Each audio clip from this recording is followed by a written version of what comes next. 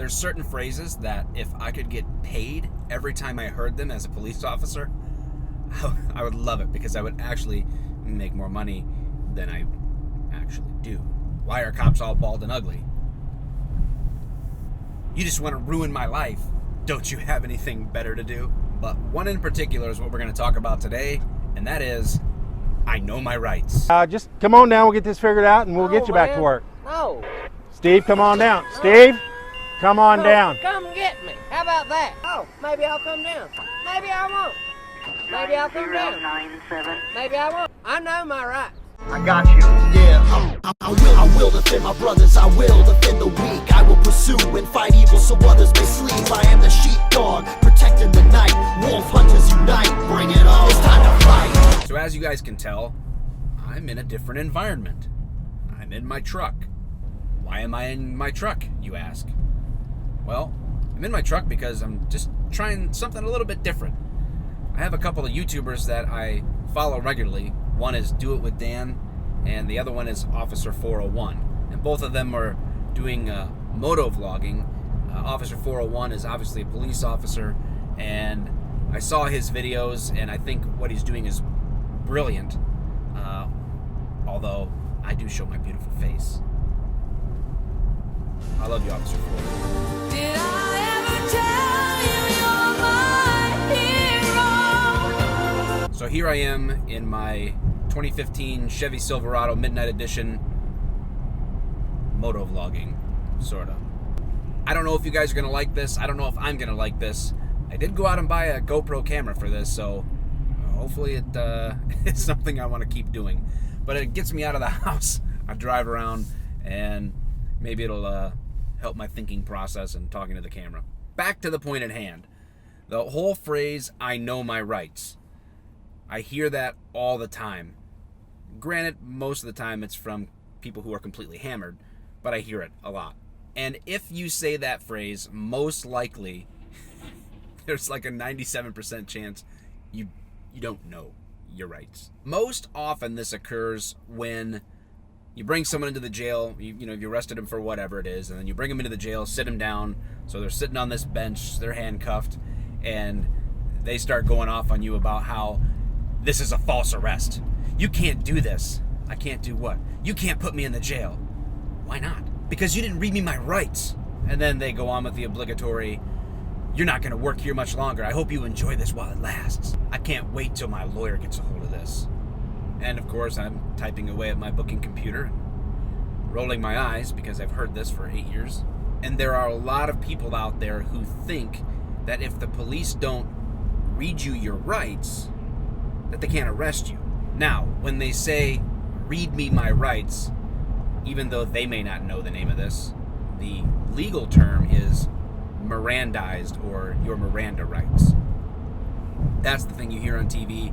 You have the right to remain silent. Anything you say can and will be used against you in a court of law. You have the right to legal counsel. Blah, blah, blah. On and on it goes. If you don't know what I'm talking about, go watch some Law & Order and you'll hear it. And there's a lot of people under the impression that if when I arrest you, or when I am arresting you, or before I arrest you, unless I read those to you, that the arrest is false, that I can't take you to jail, and that all your charges are going to be dropped. Because, you can't do that.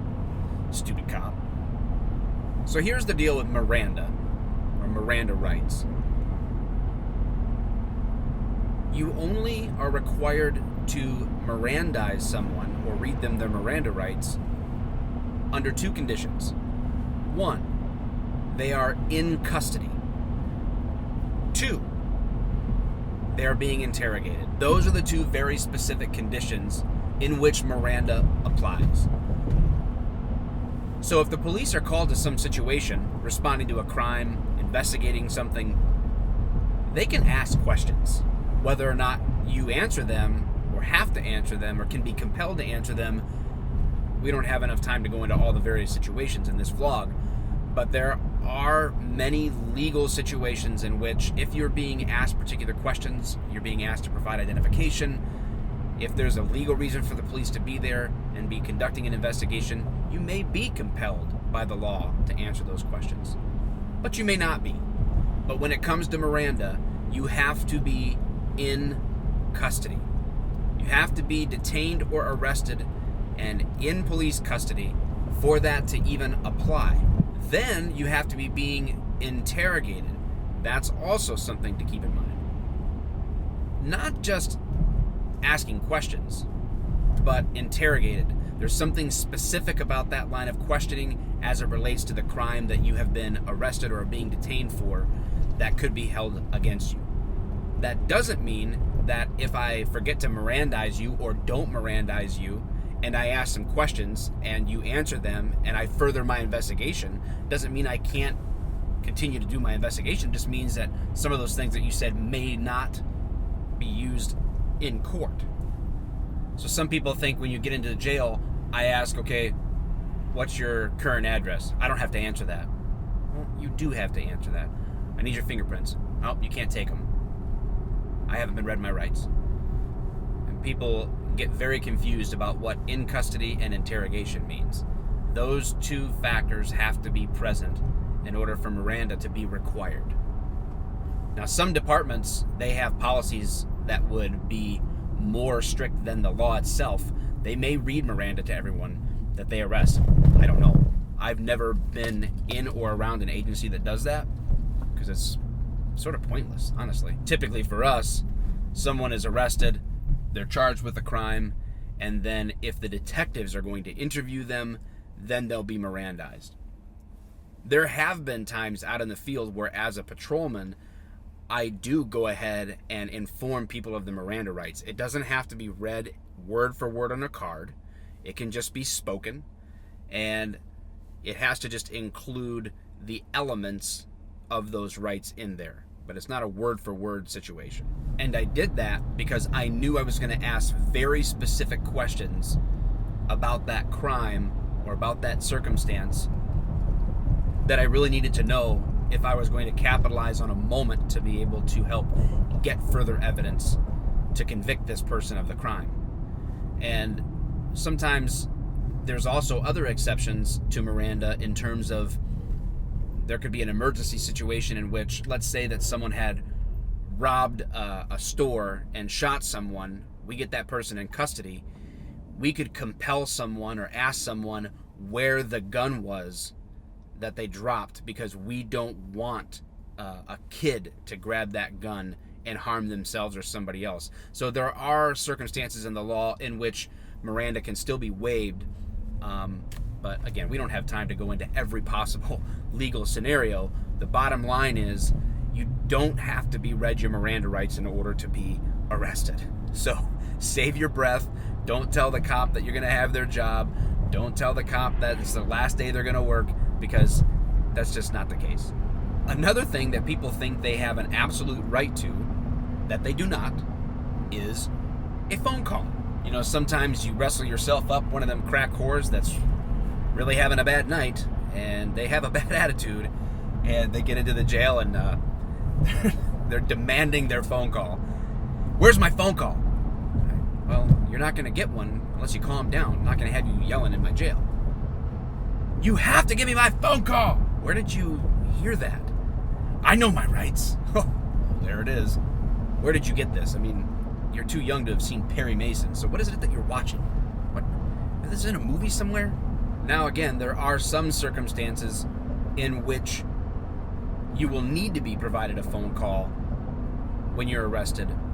One such example I can think of is when you're arrested for OWI, at least in the state of Michigan, you have the right of a person of your own choosing to do a blood draw for you. So if you were going to do that, well, obviously you would need to make a phone call in order to contact a person of your own choosing. So I would have to provide you that phone call if you were exercising that option. And most places, if you want to speak to your attorney, their policy may be to let someone provide a phone call. Most of the times, I want you to make a phone call because I want somebody to know that you have a bond, and I want you to leave. The less prisoners I have, the less mediocre, warm Hot Pockets that I have to make to feed you. But all that said, I'm not required to give you a phone call. Not by law.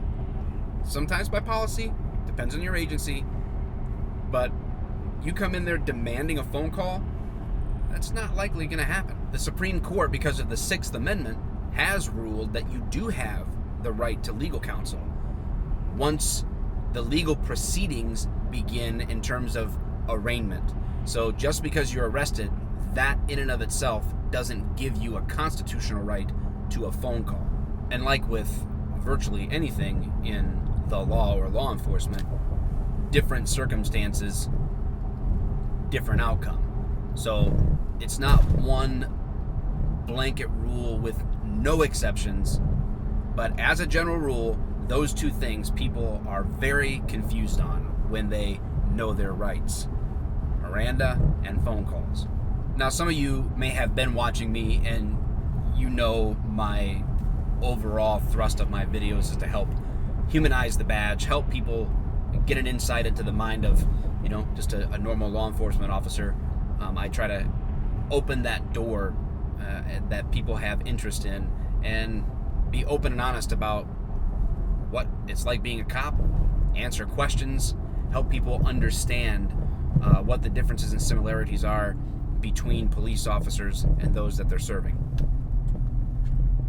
And I know that some people are going to watch this and be like, cops are just trained to take away your rights. They're trained to trick you out of your rights. And maybe they are, but maybe I just missed that week in the police academy.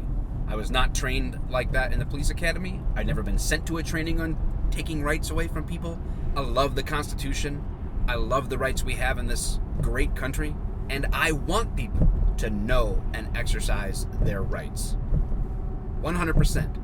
My only point is, if you're a loudmouth who yells, "I know my rights," chances are you don't. People who actually know and exercise their rights in dignified, common sense ways aren't usually loudmouth jackasses. All right, guys. Well, that was my first attempt at moto vlogging, vlogging while I'm driving around on my moto. And give me some feedback. Let me know if you like it. If you got other topics you want to talk about, drop it in the comments. Please like the video. Please share it. And you can find me not only on YouTube, you can find me on full30.com, MikeTheCop.tv, Instagram, Facebook, wherever you're at on social media, Snapchat. Oh, yeah, don't forget Snapchat. I'm out there everywhere. I'll see you out there. Would love to hear from you. And if you got any more topics you want to hear, let me know.